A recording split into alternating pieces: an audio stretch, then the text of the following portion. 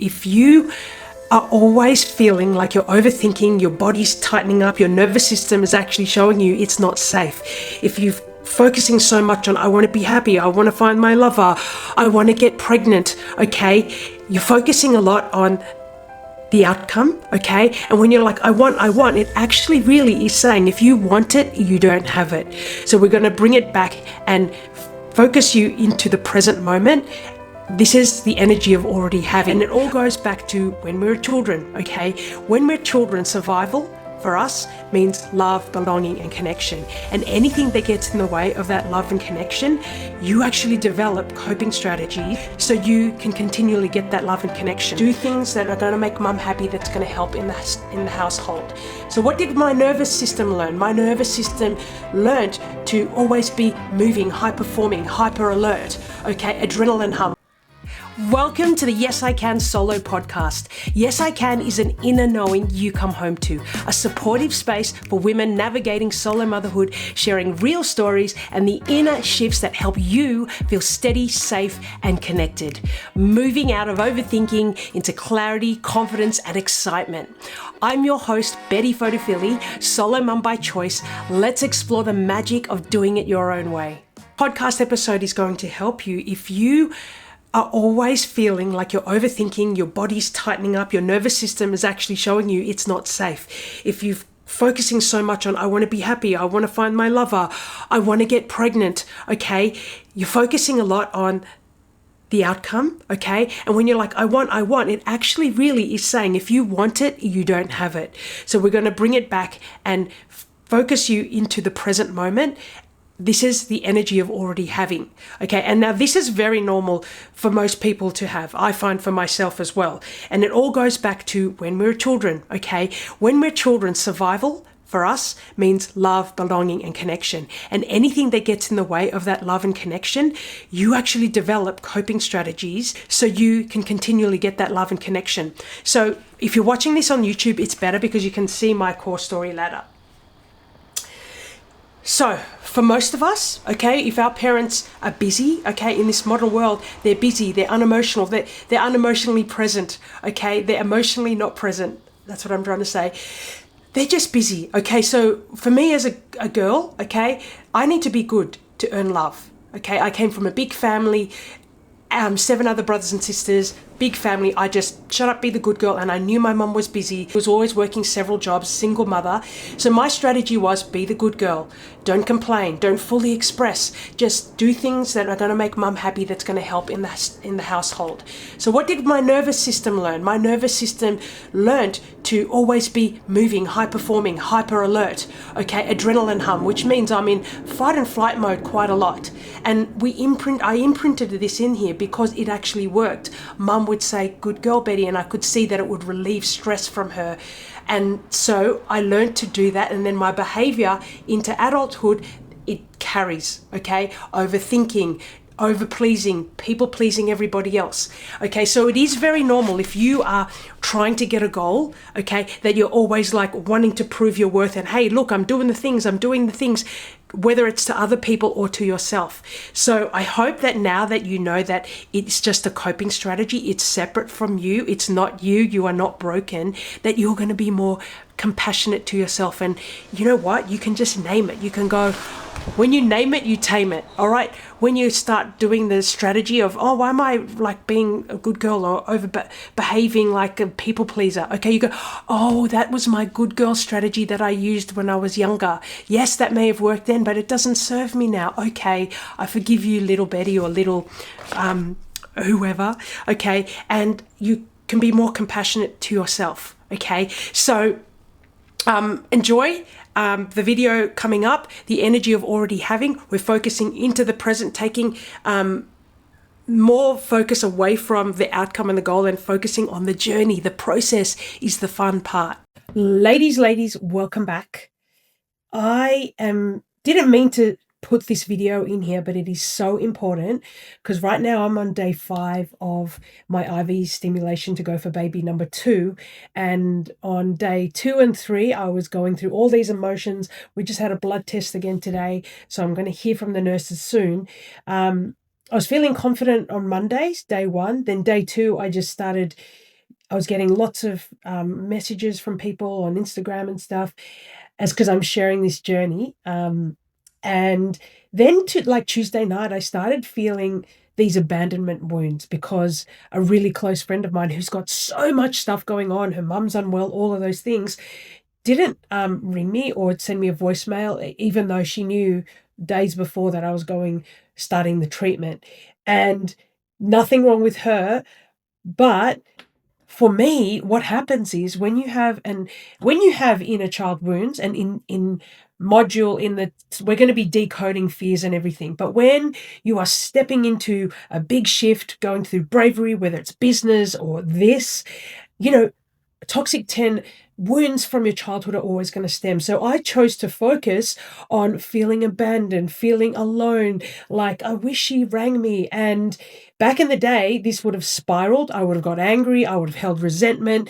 It would have probably ended up into a little bit of a back and forth anger, a bit of that. But instead, I realized, note that it was this childhood wound because my parents were never around. They didn't know how to be affectionate and love because they didn't get it themselves. So this really enhanced my feelings on the Tuesday, and then by Tuesday night I cleared it, but still Wednesday I was feeling these emotions. But anyway, this exercise is what I tapped into, and I'm going to share it with you. And it involves you just getting a piece of paper, okay, and just doing 3 columns like I have done on the whiteboard. It is so important. So basically what we're doing is we are going to tap into the feelings of what you're going to feel once you've reached your goal. Your goal might just be see the fertility specialist, make the phone call, tell my family about it. These are all really big steps, okay? And emotions are going to come up, then you're going to go in a spiral. And anyway, this is what you do. The 3 columns, if you're not watching on YouTube or Spotify, I'll explain. So 3 columns. The first one is your goal, your desire, the outcome. Second column, okay, we're not focusing on that, but for this exercise, we're going to write that down. The second column is right feelings, emotions, okay, which is what we're experiencing once you've got that goal or desire. And then the last column, where can you experience that same feeling right now? There's a worksheet below you can download as well.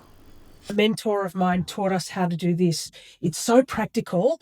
Even though you guys may think it's woo, it's not. It's just tapping into how you want to feel. So she used to do it for financial goals. What's your financial goal? Like, let's say it's a 20K months, okay? And instead of going, I just want 20K months, you're holding on, you're putting so much pressure, you're tightening up. That's not the energy you want to be in. You want to be loose, okay, and trust.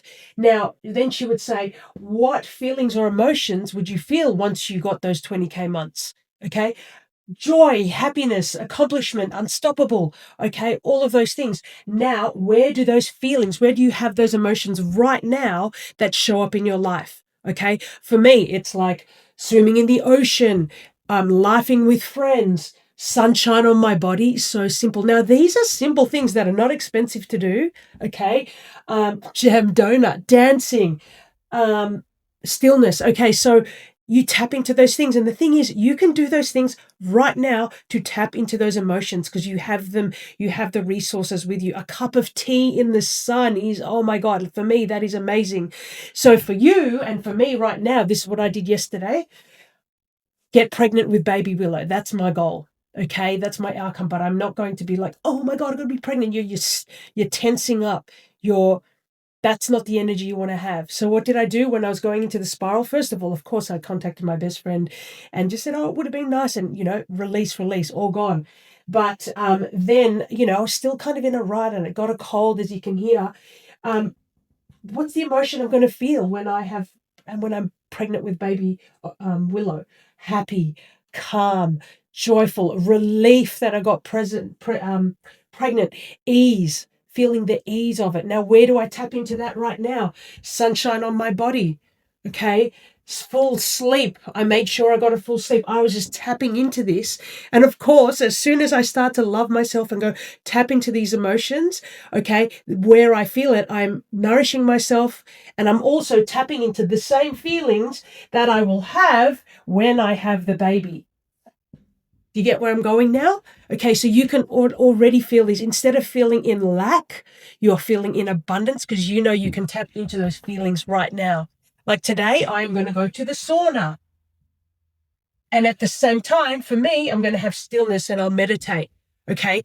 Even if you're not into meditate, there's really great guided, even just humming or sound healing you can listen to on YouTube. Okay. There are so many. So tapping into these feelings is where you want to be. Okay. You have resources right now where you can tap into it. A jam donut. That, funnily enough, makes me feel, I love jam donut from the cafe around the corner. They're vegan. They are so delicious and it's homemade jam.